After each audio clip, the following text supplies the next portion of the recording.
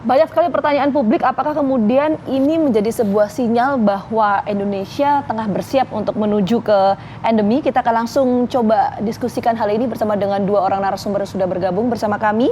Ada Mas Heri Trianto selaku Ketua Bidang Komunikasi Publik Satgas COVID-19 dan juga ada epidemiolog Universitas Erlangga Surabaya, ada Dr. Windu Purnomo. Selamat pagi semuanya, salam sehat. Selamat pagi, Mbak Vita, Mas Bayu. Pagi Mas Bayu. Selamat pagi, Pak Edi. Selamat pagi. Oke, Pak Windu, saya mau ke Mas Heri dulu ya. Mas Heri, yang pertama harus dijawab dulu nih Mas Heri. Yang ingin saya tanyakan adalah perkembangan kasus COVID-19 di Indonesia ini seperti apa sih? Terutama kemarin ketika arus balik lebaran tahun 2022 ini, Mas. Apakah kemudian ada peningkatan yang cukup signifikan atau bagaimana sebetulnya? Iya, seminggu setelah puncak arus balik itu dilalui, kita memang belum menemukan kenaikan-kenaikan yang berarti ya, bahkan cenderung flat dan malah cenderung turun gitu, baik dari jumlah harian, jumlah penularan harian maupun jumlah kematian harian.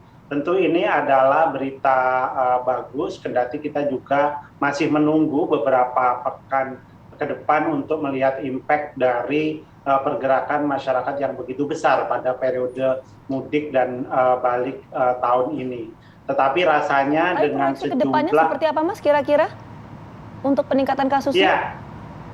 Ya, kita berharap memang para epidemiolog seperti Pak Pandu memperkirakan ada kenaikan, tetapi dalam jumlah yang cukup terkendali karena memang tingkat imunitas masyarakat berdasarkan hasil serosurvei yang bulan akhir Maret kemarin juga sangat bagus, dan itu juga terbukti dari tingkat penularan harian yang sejauh ini ya lebih dari 6 pekan itu dalam level yang sangat terkendali, baik jumlah yang tertular maupun positivity rate. Kemudian dari tingkat reproduksi virus itu hampir semua di Pulau Jawa itu di kisaran 1 ya.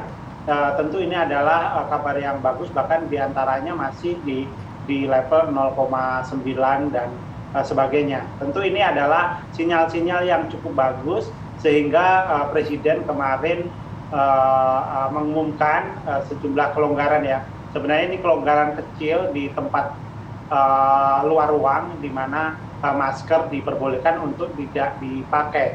Tetapi kalaupun dipakai sebenarnya itu juga tidak masalah.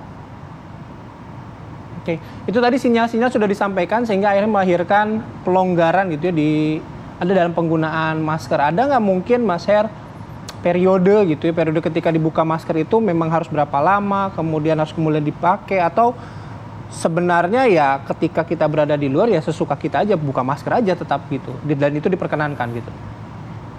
Ya, rasanya jelas yang disampaikan Presiden Jokowi kemarin bahwa masker boleh dipakai di tempat terbuka yang tidak banyak orang, gitu ya, tidak terlalu banyak orang sehingga itu bisa dilakukan gitu. Tetapi di tempat-tempat lain, tempat-tempat tertutup, tempat-tempat transportasi publik, tentu saja hal itu masih diwajibkan ya untuk menggunakan masker. Kemarin juga digarisbawahi bagaimana orang-orang lansia maupun orang-orang kelompok rentan ini sebaiknya juga masih tetap menggunakan masker. Ini semata-mata untuk perlindungan, dan rasanya sih masyarakat Indonesia sekarang menjadikan masker sebagai salah satu kebiasaan baru ya dalam hidup mereka. Jadi rasanya ada yang kurang nih kalau kita keluar rumah atau ke suatu tempat tanpa menggunakan masker. Rasanya itu kebiasaan yang cukup baik dan bisa diteruskan. Oke, ke Dr. Windu, Dok. Dengan adanya pelonggaran menggunakan masker terutama di ruang terbuka, ini sudah menjadi momen yang tepat saat ini? Ya, sebenarnya kan kalau kita lihat ya, risiko penularan, risiko hospitalisasi maupun risiko mortalitas di Indonesia kan makin mengecil ya, makin mengecil. Bahkan kalau kita lihat bandingkan ya dengan sejarah 2 tahun kemarin gitu ya, itu kan setiap ada event besar, ada mobilitas penduduk yang cukup masif, dan yang terakhir ini yang sangat masif ya, lebih dari 87 juta orang bergerak ya karena mudik ya dan bersilaturahmi, wisata dan sebagainya. Ya, yang dulu itu kan 2 minggu sampai 1 bulan itu kan meningkatkan kasus gitu ya, kasus penularan ya.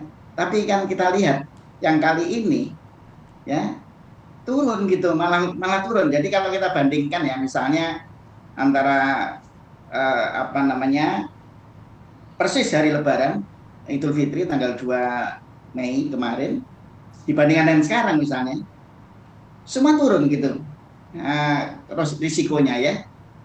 Rawat inap ya itu mengecil ya, kemudian mortalitas juga, angka positivitas itu memang separuh dari tanggal, jadi angka positivitas hari kemarin itu sudah separuh dari malah di hari Lebaran itu gitu, dibandingkan dengan hari Lebaran gitu. Nah, jadi kan ini kondisi yang sangat bagus ya. Bandingkan aja dengan yang dalam 2 tahun yang kemarin gitu, 2 tahun terakhir. Itu kan setiap ada pergerakan ya hari libur panjang lah ya, libur panjang apalagi Lebaran meskipun dulu sempat dilarang ya untuk mudik, tapi kan ya orang tetap mudik ya. Jadi artinya maksudnya tidak semasif sekarang ya, tapi dan itu menghasilkan peningkatan kasus, ya kan? Nah, jadi artinya begini, kondisi kita sudah membaik sebetulnya, asal bahwa tidak ada varian baru. Karena sebetulnya yang meningkatkan kasus itu adalah kombinasi antara mobilitas, aktivitas publik, ya, dan varian baru, gitu. Itu yang dalam sejarah kita, ya, dari pengalaman kita itu meningkatkan kasus. Nah, kita sekarang tidak. Nah, jadi sebetulnya apa yang disampaikan Bapak Presiden kemarin oke saja gitu, dan di banyak negara lain yang jauh lebih, yang sebetulnya masih lebih buruk dari kita ya kondisinya, itu sudah seperti kita sekarang gitu ya, artinya sudah membuka masker di luar ruangan gitu, meskipun di dalam ruangan masih beberapa negara masih mengharuskan masih. Tangkap poinnya Pak Windu, artinya ada proses perbaikan atau angka terkait dengan penyebaran kasus COVID-19. Nanti kita akan coba diskusikan lebih lanjut ya, tapi kita jeda dulu sejenak. Apa kabar Indonesia Pagi akan kembali hadir saat lagi untuk Anda, tetap bersama kami.